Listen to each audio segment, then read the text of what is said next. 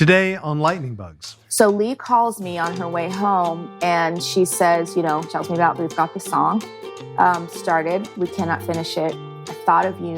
I've been thinking of you for a long time. And my instinct is like, here we go again. Somebody needing me to step in and put your stamp on it. And I was really forthright. And I said, I will listen to this, but I'll let you know right away if I feel like I can contribute or not. If it feels like you're trying to, be some kind of martyr or doing something, whatever, I'm not going to touch it. Like if it doesn't feel authentic. I listened and my eyes softened, my eyebrows were lowered. I love that. And it felt authentic. I kind of assumed it was almost like a conversation pass-around song and that she had created this first verse and then your entrance sounds exactly like it's just honest. Yes. It felt like I was responding. I was being invited not to serve the food, but to sit at the table, and eat the same meal. Those lyrics came out of me in 20 minutes. Hi, if you're enjoying listening to Lightning Bugs, please rate and review us on Apple Podcasts. It helps a lot. Hello, everyone, and welcome to Lightning Bugs. Today, we have the wonderful vocalist and songwriter Ruby Amanfu. She's co-written a lot of the great songs like Hard Place by the artist H.E.R, H.E.R, and the Grammy-nominated song Heaven's My Home with Katie Herzig. She's released 9 critically acclaimed solo albums, and her latest single, Good Trouble with Leigh Nash, was released in February of this year. Be sure to check that out. Ruby's additional collaborations expand to artists including Brandi Carlile, Sara Bareilles, H.E.R, Norah Jones, John Prine, and Jack White. And me. We had a very insightful, fun conversation. I love Ruby. I hope you enjoy it. Here she is, Ruby Amanfu.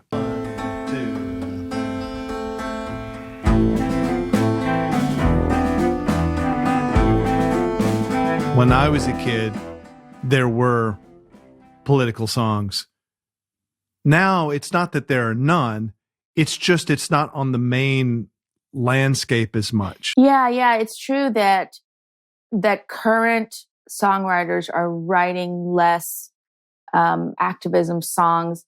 And if I think about the 60s and the 70s, when I feel like the heaviest concentration of those songs existed, right? Or when were being created. The stuff they were saying in those songs still applies. Yeah, that's what I was thinking. Well, it's a point of comfort though, too. I mean, and even if it's not comfort, it's also armor. It's like putting on armor, where I think about like we technically with all time running together, I feel like we just had the holidays of Christmas and all this stuff. And I feel like we go back to so many of the same songs that, are familiar to us or become a blanket of comfort in those times, And we all go back to what we feel like are the classics. And you can't argue with a classic after it begins to just transcend time, and it continues to win even with all the new competition. But if someone wants to dedicate a love song, if they do that anymore, there are new songs for that. Right. There are new songs for all the different ways to back that ass up. There's new songs for all the ways that you can dance and everything. So why not? Why aren't we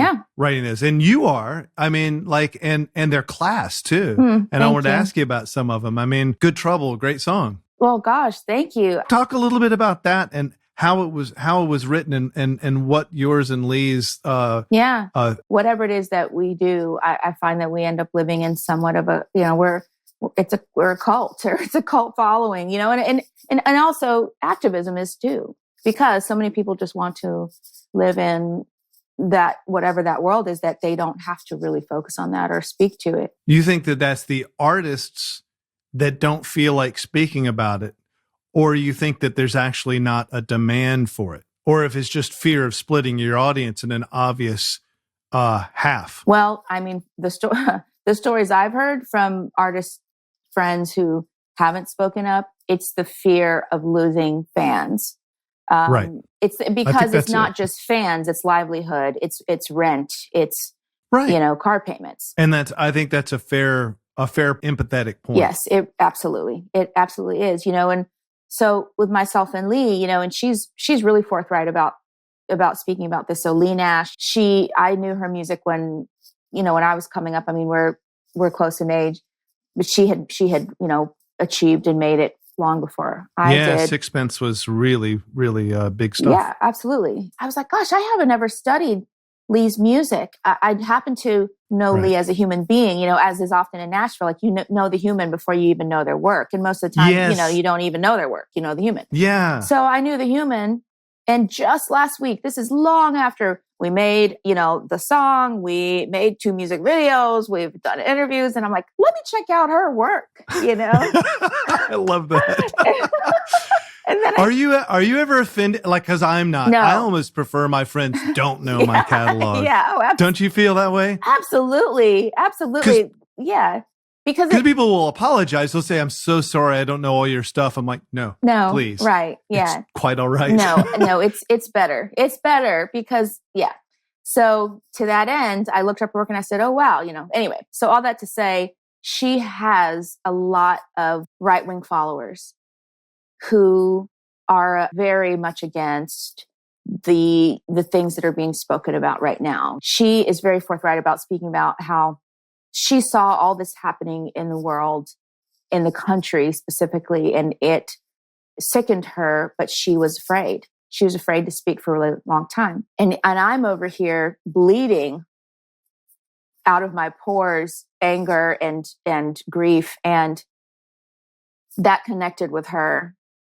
And there was a point where I put it out there on my social media, I think it was Instagram first. And I said, and I just took a black screen and I put white words up there. And I said, if you have said nothing, then I am rethinking our friendship.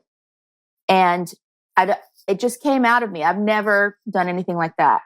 And that day, I just began to see droves of friends posting and finally speaking, seeing something, saying something, seeing something, saying something. And I got messages and texts saying that it was a push they needed because a lot of times they didn't know if their voices mattered or if they had, anything that was worth saying. Well, and not everyone's on social media constantly calling out anything. Yeah. So it is like, right. I post once a blue moon, check out my new record, Right. We're talking about people who are on every day, 3 times a day, and they know that people are paying attention. And they use their platform to promote whatever that is they're promoting. But in that moment, I just said I couldn't take it anymore because I felt like I needed help. We needed help. That day that I sent that dug into Leigh. And that's cool. And it was like, and we're also, I have a little private, Facebook account where I just am like, I bear all and I'm myself to my people. And she and I are friends on that account. And I had reached out one day and my family wanted to go fishing. Let's just say post George Floyd, post Ahmaud Arbery. We wanted to go fishing in southern Tennessee, right? In our southern state. And I didn't know where I could go anymore because I always knew and have seen, but thought I can avoid racism. Like I've seen racists. They're everywhere. They're not in hiding and not here, not in Tennessee. But I've always felt like I'll just go over here. I'll just move over. It's a radar situation, and I see, and I just, or I'll pull up to a gas station if we're, and I'm like, no, I'll tell my white husband, you go in. I'm going to stay in here, and then we're going to go to another place and I can use the bathroom. Unreal, yeah. But I had posted on Facebook, we wanted to go fishing. And I said, is there any place that we can go that my family can feel safe? And my family now is made up of the rainbow. We've got an interracial daughter. We've got 2, white son, white daughter, white husband, myself, black mother-in-law living with us. It's everything. And so I want everybody to feel safe. I posted that out there.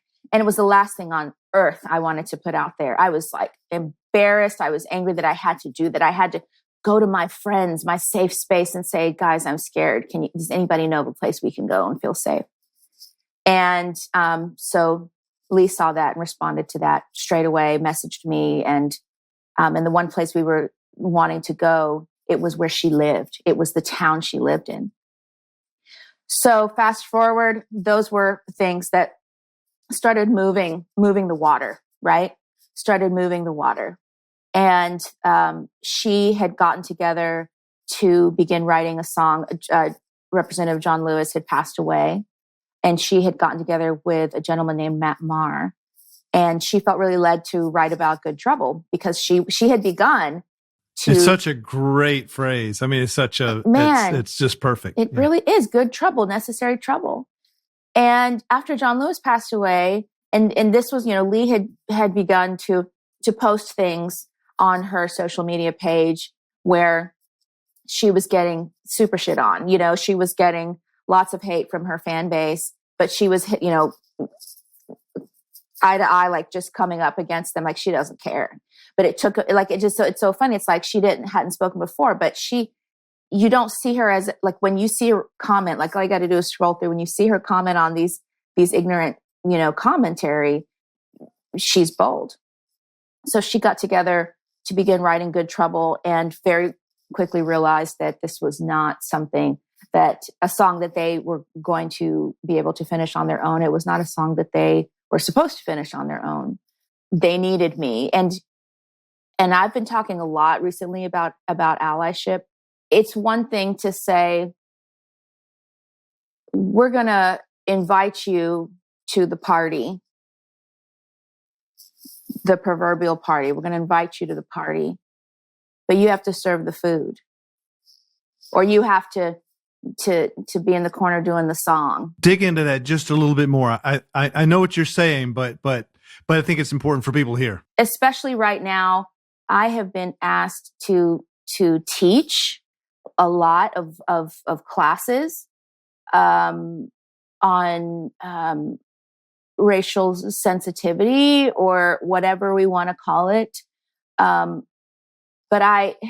it's exhausting because I'm cooking it and I'm serving it up, and I'm being given a menu. It's not like cook what make what you want. It's like, this is what I want to know about. And this is what I'll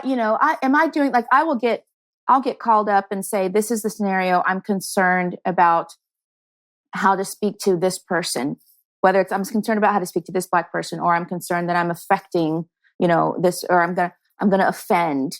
And so I have been, okay, all right, let me put my apron on and make this food for you and then bring it to your dinner and set it on your table. But then I'm not even invited to sit there and eat it. It's like, oh yeah, great, thanks, yummy, thank you so much. So I mean, I relate a lot of things to food and meals, and that's just what I do. But but that's what it feels like. It feels like for me that they don't even want to know how it relates to me or my story. They just want to know, kind of 101 about etiquette. So yeah. So when Leigh was leaving, she had left the session with Matt, the first co-writing session. And they stopped in the middle. They stopped writing the song. And they said, we can't write the second verse. This is not for us to write. So Leigh calls me on her way home and she says, tells me about, we've got the song started. We cannot finish it. I thought of you. I've been thinking of you for a long time. And my instinct is like, here we go again. Somebody needing me to step in and put your stamp on it. And I was really forthright. And I said, I will listen to this, but I'll let you know right away if I feel like I can contribute or not. If it feels like you're trying to, be some kind of martyr or doing something, whatever, I'm not going to touch it. Like if it doesn't feel authentic. I listened and my eyes softened, my eyebrows were lowered. I love that. And it felt authentic. I kind of assumed it was almost like a conversation pass around song, and that she had created this first verse, and then your entrance sounds exactly like it's just honest. Yes. It felt like I was responding. I was being invited not to serve the food, but to sit at the table, and eat the same meal. Those lyrics came out of me in 20 minutes. This question is about creating music with other people. It's been fascinating to be a part of these Patreon sessions where we get to watch you create music out of thin air for lyrics that we give to you during these goofy sessions. If there's ever an idea that you think, I believe I could use that idea for a song. Or if you view your own personal compositions as a completely separate thing. Well, that's a good question. What she's referring to is on Patreon, which I really kind of took as a full-time job last year. It was a good thing to do in lockdown. It was a good way to connect. One of the programs that I had going was people sending their lyrics, and then I would make some music to it to sort of show how the two go together, how it works, and give us a chance to do something fun. Yes, there's always the question of, is this idea something that I can exploit later on? Is it something any artist thinks about, because ideas are a premium, they're important. The way I think about it, though, is a little bit different. I think that as long as you are generally relaxed, ideas can come through at any time. They might be valid, they might be interesting to sing for that moment, but the ones that I care about are the ones that come along with a thought that expresses something that goes a little deeper. I'm not saying that the lyrics that the patrons sent in weren't deep. It just wasn't my story. I was exercising a muscle. They're the same notes everyone has to work with. I just use a few of them and show how song form works and those things. Nothing about that series of writing songs to people's, nothing I thought, oh, this is something I should keep. The same token, I was actually okay if they took it and ran with what I gave them. I wasn't precious about it. That's the way I have to do it in order to get to the next one. Is that these ideas aren't that precious. What is precious is the thought that comes together that's like, this melody is a vehicle for getting this thought through. And it's almost not possible by design for me to create a melody like that from something someone sent in about their life, you know? But it is a good opportunity to explore how the mechanics of it work. Thanks for your question. It does what a good song should always do, no matter how much time you spend on it. It should sound like it just came out. And sometimes that takes, I mean, as you know, it takes years. Like really, like you'll sit on something and come back to it and go, oh, that sounds stilted. Yeah. That it does have that quality. That's amazing. 20 minutes. So then what's the next step? You just called her up and sang it? Well, no, I actually took my laptop. I put in the little voice memo she sent me, into my laptop, put it through the speakers, and I took my voice memo on my cell phone. And I sung my verse into the piano, because there was like a verse of just piano chords that was waiting for me. So I was able to sing my vocals into that. And so I sent her the voice memo with a caveat. I said this also because the chorus lyric at the time was, his love is still turning over tables. His love still makes the blinded eyes see. And it referenced God as a he. And I said to her that was something that in order to be a part of it, I would need modified, because I'm not, as much as I believe in a higher power, I do not believe, I think it's man-made to say he, and so I couldn't rightly own that. And I said, because love, it's like if you say because love, and when I say the word God, that's what I happen to call my personal source. But I like the fact that people can call their personal source anything, the universe, whatever, and so I needed to make sure that was speaking my truth. And they right away said, absolutely. Because I believe in love, I believe that love is a higher source. You are somebody who is going to do 3 times as much as you're asked. True. It's just what you do. True. And it's exhausting. Yes. Like I've always been exhausted for you. True. I wouldn't have known you back in high school, but I would imagine some personal breakdowns in high school because people lean on you. Yes. I mean, yes. And it did occur to me when the, insane summer of 2020 happened. You're the first person I thought of. I thought, exhausted. Yes. Putting your feelings and truth out there, which is your whole life. It's not like, for a lot of people, something happens, it's this summer and people are like, oh shit, this is new. Well, it's not new, and then it results in a song. Right. That's, I think, where I'm trying to get in the whole journey of that, is that you as an artist did, and Leigh as an artist did what we're saying people are not doing enough of right now. Right. Yeah. Well, and yay. Well, thanks. Like, seriously, like that's, and it happens to be a really moving and great song. Well, thanks, Ben. Somebody was talking to me recently and said, I'm not ready to do Unity. It's like, good job on the song, but I'm not ready to do Unity. And I said, fair. And guess what? I'm not ready to do Unity.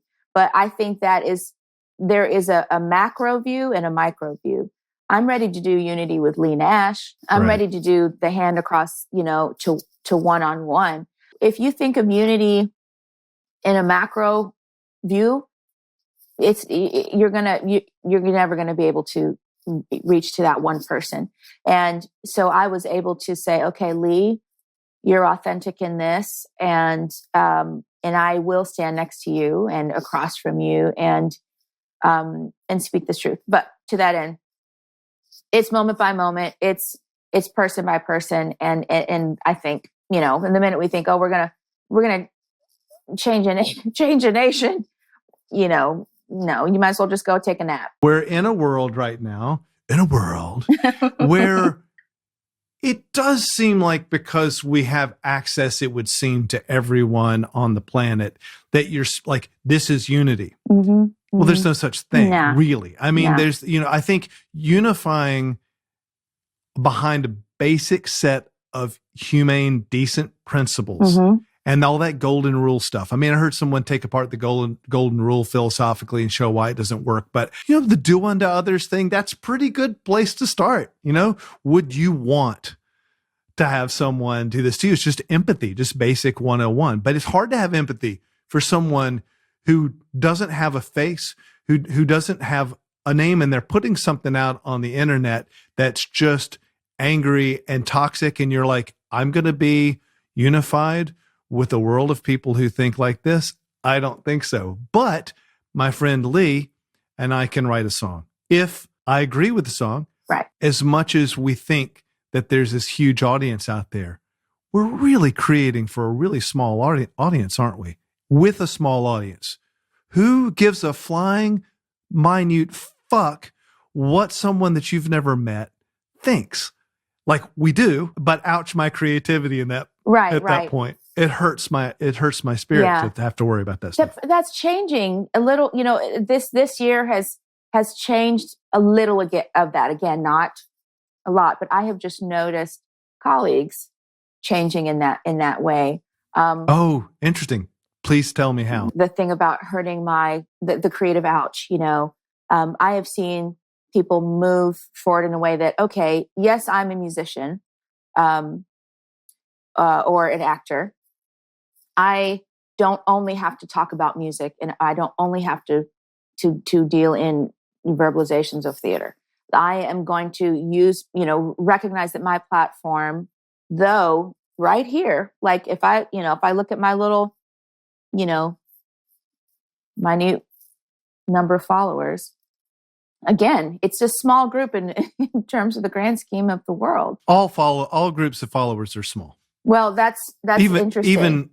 Even for Elvis. I mean, at the end of the day, there are probably more people that have been born that never heard of that's true. Muhammad Ali. I mean, it's just anyway. But we need to stop thinking about that. No, stuff. but to that end, it's less of what I have been noticing is the artists, public figures, have begun to care a little bit less, or maybe they still care, but they're still willing to risk, and still willing to speak the truth. They're still beginning to speak truth. I have absolutely noticed,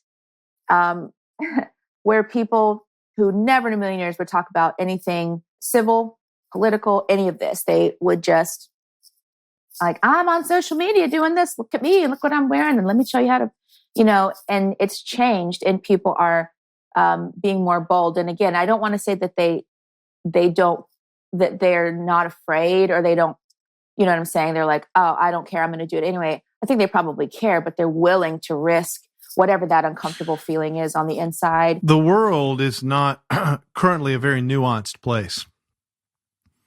And I think that's also, I would say that contributes to hesitancy to speak out on anything that has been oversimplified. Very, very good point. I mean, think about how many times you see on the internet, all so-and-so said this. That's all you need to know. That's not all I need to know about that person. No, it's not. I might need to know that person for 10, 20 years. Right. I might need to sit down and have a coffee with them or something. Man, that's one thing that pisses me off so much is when, somebody says like, this is what I heard, that's all you need to know.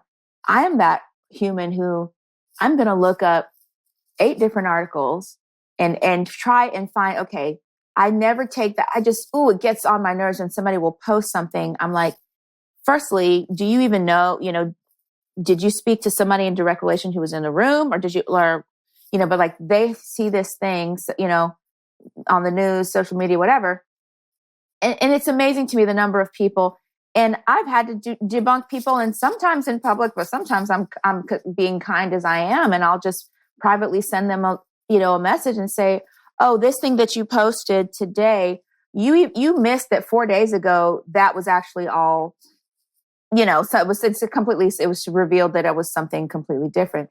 But most people I get it. Most people, there is still a bandwagon thing. And that's what, I think that's where we get stuck is like, well, there's a bandwagon thing about lies, and untruths. And then there's a bandwagon thing about, we want the bandwagon thing about justice. It's like, I mean, at the end of the day, it's like any good, any good art. If it has to be honest and it can't be honest if it's not informed. I mean, even just when you talk about a feeling, I mean, if you're going to say, tell someone how you feel, but you don't know. Then you're speaking something you don't know. If it's true, then you might step across and say, oh, well, the truth is I've always thought this and I've always thought that.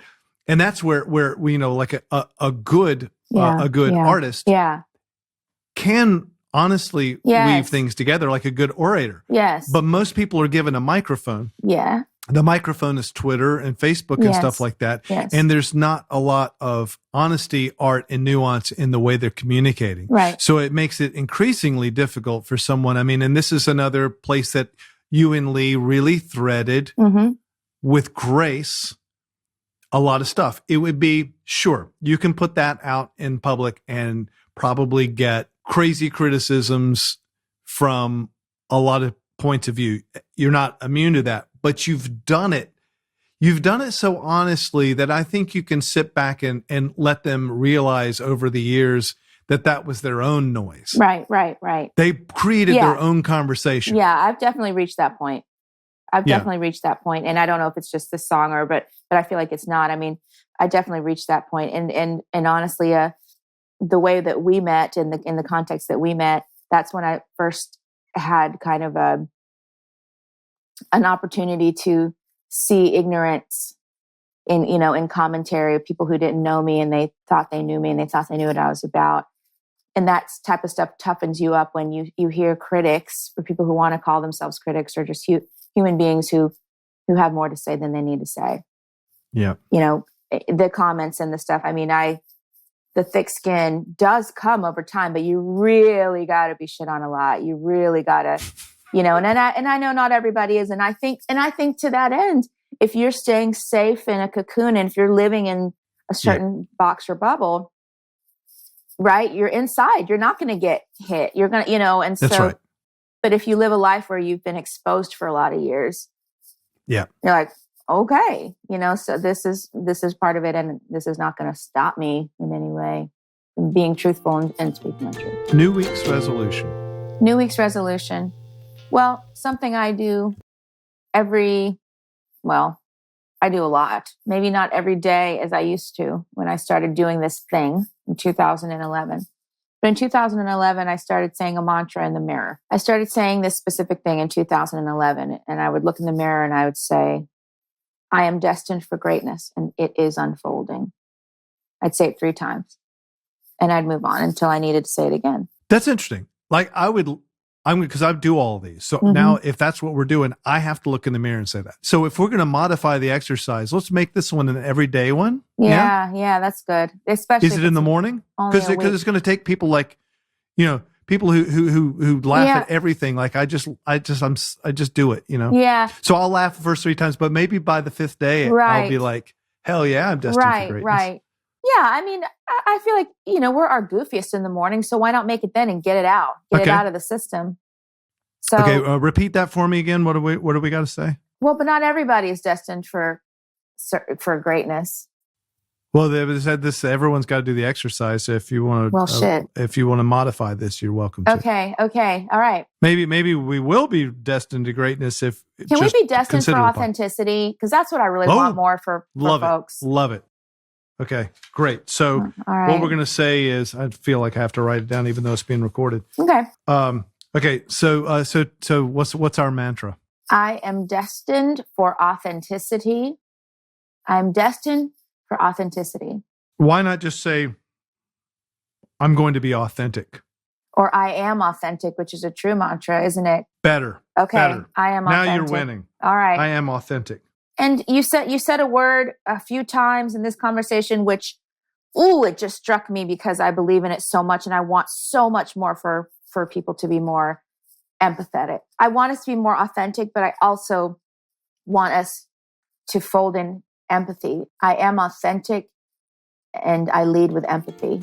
This podcast is for everyone who creates. That means that's everybody, because I believe everyone's creative.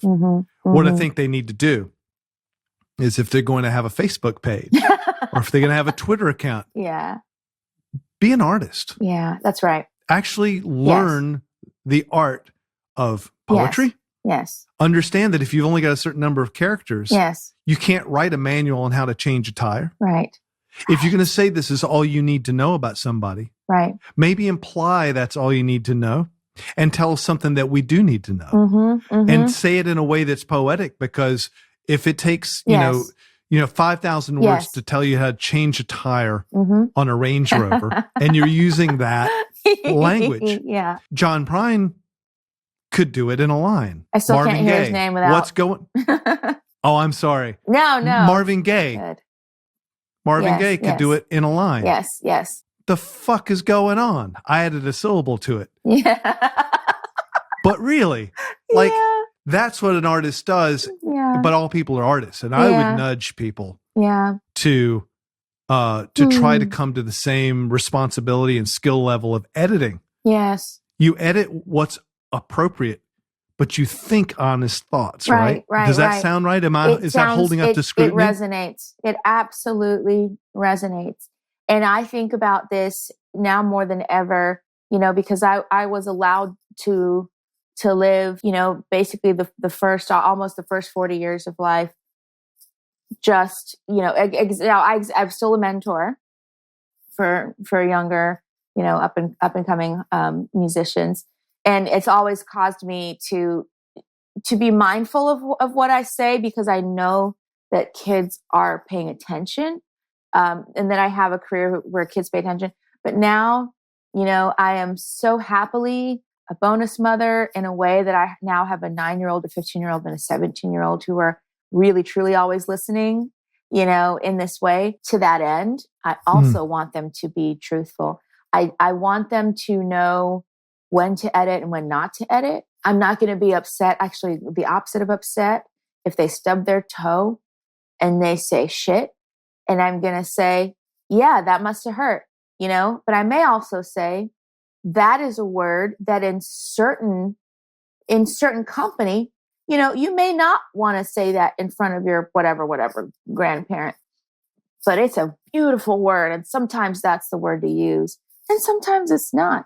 It depends, but I want that freedom. I mean, I have introduced cuss words to this beautiful family, you know, I mean, it's what, I mean, to the kids, I'm saying, like, and just being able to, you like, played them my music. I'm so like, flattered. you know, I mean, and just being able to do that and be that. And because we have to be so real, we all say these things. They're saying it with their friends, you know, like, I'm so over I refuse to be one of those human beings who lies about the truth.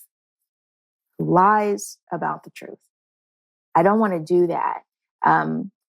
Not in my home. At least as far as I knew last time when I had kids, a child psychologist encouraged you to allow them to lie and make up stories up until a certain age. Right. Because it's creative. Right. They're making stuff up. It's creative. So you're teaching them to be creative. Yes. Then you're teaching them to edit that later. Right. Like, okay, well, I made up a scenario. It's a very healthy thing to do. I made up a scenario today that when my boss fired me, I beat the shit out of him. And I'm allowed to think that. I'm allowed to think creatively like that. I'm just, because I'm a grown up, I'm not allowed to run around and tell people that happened because it didn't. Right. But that's where, like, you know, creativity is a part of everyone's life. It should be. It also comes with, you know, responsibility. You learn the craft. Yeah. You learn the craft of your creativity, where it's appropriate, where it's not appropriate. Mm-hmm. And it comes back down again to what you've said about taking people on one at a time. One at a time. It's the only way to do it in this era. We can speak and people can voyeuristically listen to a conversation and think they know people. Yes. And that's, as long as it's taken with a grain of salt. Yeah. And the people that you know, how many people do you have in your life that you actually want to be face to face with? You have to choose that. Right. So I'm writing for those people. And if other people hear it, I'm thrilled because I get paid and I like the possibility that people hear my music and it resonates with them. And that's more responsibility, right? Because you think, okay, well, you know, someone I don't know might hear that. Maybe in my old age, I take 3 of the fucks out of the song. Okay. That's cool. Okay. Yeah. I'll consider that. Yeah. Okay. Good. But what you said just resonates with me a lot, you know, of the grouping we're writing for. You know, maybe in makes art such an art when you're putting out a message. Mm-hmm. You're like, okay, well, I said, I hope he eats shit and fucking dies because that is my true feelings. Okay, now that you said your true feelings, is there a more artistic way to say it? Right. And is there a more honest way to say it? Because if the guy actually ate shit and died, maybe you wouldn't feel so good. Yes, exactly. Now, boop, boop, nail on the head. Friendship can screw up productivity. I feel like if you and I were to get into a room and try to write a song, it depends. But I wonder if we would have the same struggles we have there's a rule to my podcast, which is I've got an original song out of every single one of them. No lies. No. That's true. It's true. How and when? Here's how we do it, because we have to do it now. You've led us straight to this. No. I'm learning the art of yes. Absolutely. So, I mean, how would you do it if you sat down? Like, I know how I've done it, which is I've just gotten people talking. Something's coming to my mind only because it's been on my mind the entire time. And I'm going to take a selfie of my setup right here. And I'm going to actually move to the left a little, and you can see an orb, a ring there. And I'm going to move here, and you can see that. That's your halo. 2, yes. I can skip down right there, Mickey Mouse ears. That's good. But I have had to be focused on these ring lights, right? These Amazon ring lights that I've had this entire pandemic, because that's, you know, this has been the reality for over a year. All these lights on me, can't get out. Sing whatever comes to your mind for "And All These Lights on Me." And all these lights on me. And I have to shine. And all these lights on me, and I have to shine all the time. With all these lights on me, I have to shine all the time. And I like myself. And I like myself. So start one from up there. I like myself. Do I really? Keep going. And I like myself in the light or in the dark. And that's a candle in the frame. It is. You want me to say that? Sing that, yeah. And I like myself. Wait. Sorry. Go back. But okay. That's a candle in the frame. And maybe start it with and. Every line is going to have and. The song is going to be called and. And that's a candle in the frame. This is an amazing song. It's so good. I mean, a tear just rolled up out my eye. Out my eye. Thank you for this, Ben. Seriously. You look good. Oh, thanks for making time for my little podcast. Well, thank you for including me. Rock on, Ruby Amanfu.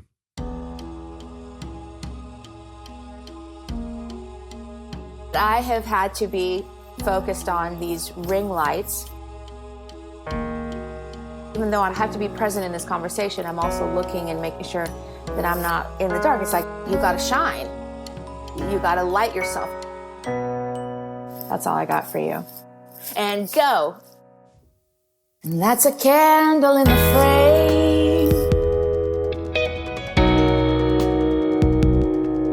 All these lights on me. All the time I have to shine, and only a sick and twisted mind would think it was something else. And I like myself. Do I really? Okay. And I like myself in the light or in the dark. Yes, I like myself. And I have to shine all the time. And I like myself. I've got these lights on me because I'm expected to shine. If you're staying safe in a cocoon, and if you're living in a certain box or bubble, you're inside. You're not going to get hit. But if you live a life where you've been exposed for a lot of years, you're like, okay, so this is part of it, and this is not going to stop me in any way from being truthful. And I like myself in the light or in the dark. Yes, I like myself. And I like myself. And I have to shine all the time. And I like myself. Even though I'm pixelated, wah, wah.